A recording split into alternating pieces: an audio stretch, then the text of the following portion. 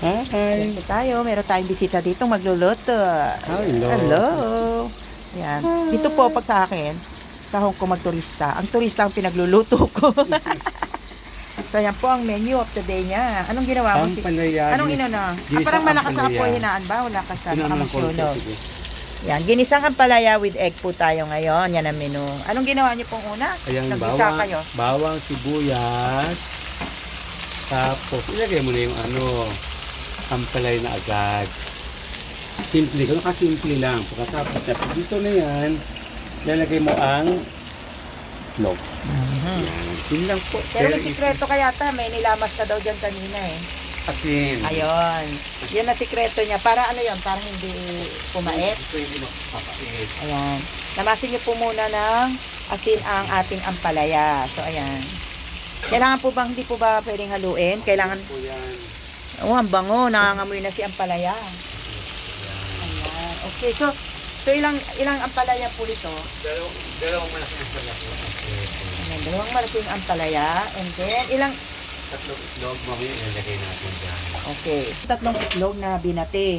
Ano pong hinala niyo sa itlog? Ah, hindi pa ba nabate? Yan, nabati na yan. Konting asin lang. Konting asin. Yes. Na may kasamang pagmamahal. Pagmamahal. Ayan, okay. Konting bati rin. Konting ganun lang. Ayan.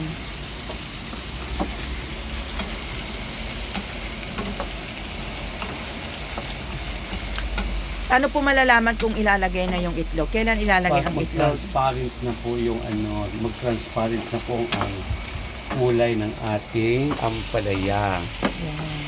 Kala natin lang po to. Hindi pa. Ang ampalaya po ay hindi po kailangan natin lutuin to kasi parang crunchy siya. Mas masarap na parang crunchy. Wag overcook. Wag overcook. Kasi yun yung naman din sa yung freshness ng Bakit po ng parang gulay natin. hindi nyo inalis yung buto? Inaalis ba ang buto? Okay. Ang iba po nga hindi naalis ang buto kasi ang buto meron din siyang Sustansya wrap. Sustansya yan. Okay. May medical siya benefits. Oh. Oo. So pwede palang kainin din yung Opo. buto. Hindi siya na sa Hindi tiyan, po, sa kasi lahat po matutunaw naman. Okay. So next time i-try din natin kasama ang buto. Dapat nga po yung mga ampalaya natin ay hindi po tinatanggalin na ng buto. Okay. It's good for cancer.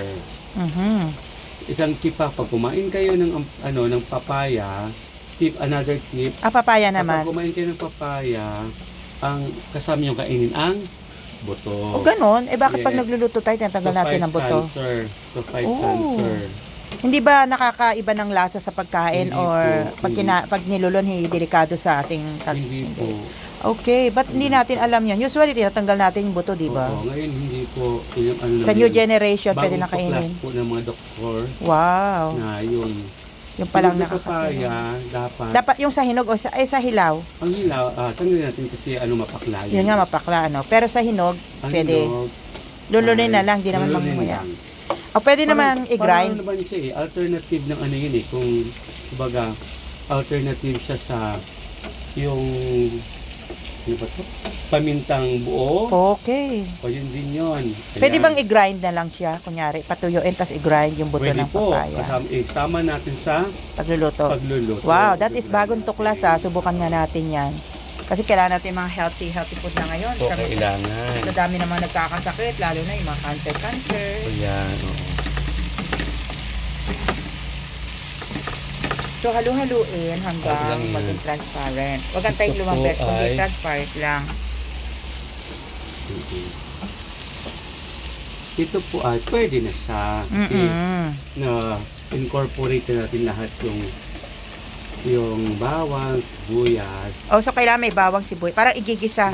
Unahin mo na yung bawang sibuyas. Dapat na may kamatis to Okay. para medyo maasim-asim ng konti. Pero wala, kaya na lang muna. Yeah, Bakit tipid walang tayo. luya? Ay, wag luya po. Bakit? Ang luya ay pangtanggalan po ng lansa. May ibang lasa pag may luya. Oo, iba ang lasa po. Ayan. Pwede na po ilagay natin ang Itlog. Okay. Sir, ang itlog lagay natin. So ano tayo? Cook with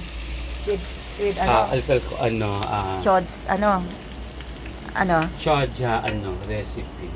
Choja, recipe. chodja Chodja recipe. Ayan. Okay na to. Wow. Almusal. Kasya ba yung 3 itlog lang? O Okay lang po yung tatlong itlog kasi pangit naman kapag maraming itlog. ganon? Ako minsan dinadamihan ko. So, mas maganda pala yung mas marami ang palaya. Oo. Isang itlog kasi ang taas ng protein yan para sa mga senior citizen. Oo, kaya dapat ano lang. Dapat less. gradual lang yung ating. I Ayan, see. nakita niyo na. How about itlog? Sabi nila 2 ang limit lang for a day. Tatlo. So, 3 itlog for a day. Pwede naman tatlo. Wow, ang ganda ng umaga. Oo. Pwede tayo mag-hiking dyan mamaya. Ayan ang bukang liwayway. On sunrise in the morning while cooking ampalaya with egg. Ayan. By Choja May recipe. chocha. At papatay na natin. Luto na yan. Ang bilis. Luto So, na for po. only 5 minutes, 6 minutes, meron na tayong breakfast. Ampalaya with egg. Sarap yan sa kanin, pampagana.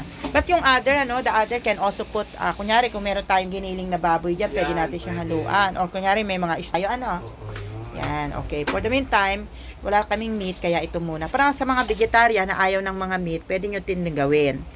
Yes. Diba pwede ito sa vegetarian, Yan. Ang bango, amoy na amoy ang ampalaya. Yan.